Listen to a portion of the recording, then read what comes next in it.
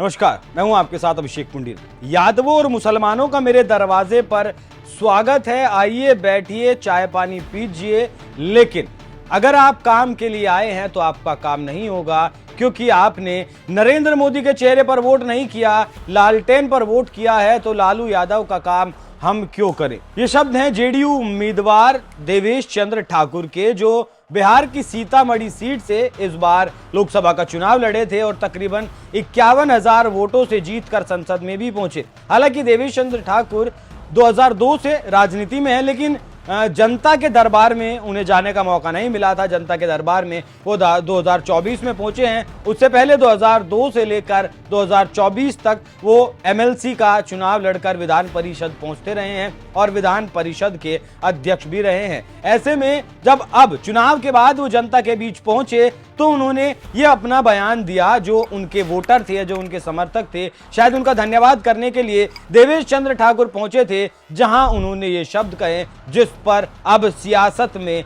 बवाल चढ़ा है। एक बार आप ये वीडियो देखिए। कल भी सुबह बेचारे मुस्लिम समाज के थे, बेचारे का दुर्भाग्य था कि पहली बार मेरे पास आया, कुछ काम कराने आया, आरोग्य का समस्या, रेलवे बीच का नीचे उसका दुकान होता है। लेकिन सही में आदमी शरीफ था, अच्छा आदमी था। आया कहा कि सर ऐसे ऐसे ऐसे ऐसे। मैंने कहा भाई साहब हमको लगता है मेरे यहाँ पहली बार आए हैं। कहाँ से पहली बार आए?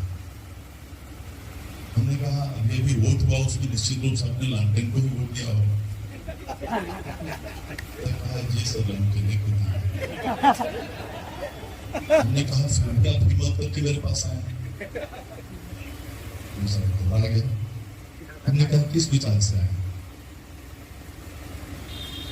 ठीक है, आप पहली बार आए इसलिए मैं आपको कम बोल रहा हूं। उनको मैंने कहा नहीं तो मैं छोड़ता नहीं हूं किसी को। आप पहली बार आए हैं, चाय मंगाता हूं आपके लिए, मिठाई मंगाता हूं आपके लिए, और उसके बाद आपको दुआ सलाम करके खुदा हाफिज कर दूंगा। काम मैं आपका नहीं करूंगा, इसलिए कि तीर दबाकर मेरे लिए आप तीर दबाते तो आपको उस तीर में नरेंद्र मोदी का चेहरा दिखाई देता, इसलिए अपने लालटेन दबाए। तो अगर यही बात है तो मैं आपके काम करते वक्त आपके चेहरे पे लालटेन और लालू जी का चेहरा क्यों नहीं देखूं?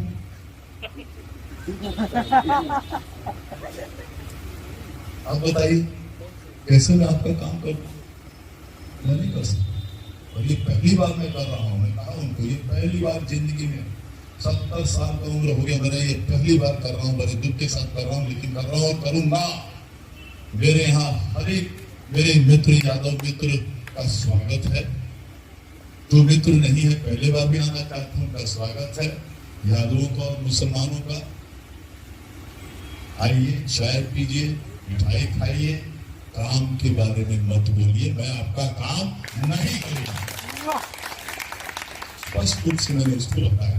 जिस तरीके का बयान देवेश चंद्र ठाकुर ने दिया है, इस तरीके के बयान अक्सर राजनीति में नहीं दिए जाते। क्योंकि अगर मैं बात करूं 4 जून की, जिस दिन नतीजे आए, उस दिन प्रधानमंत्री नरेंद्र मोदी ने भी जनता का संबोधन किया। बीजेपी ने एनडीए के साथ मिलकर 400 पार का नारा दिया था, लेकिन बीजेपी को सीटें आई 240।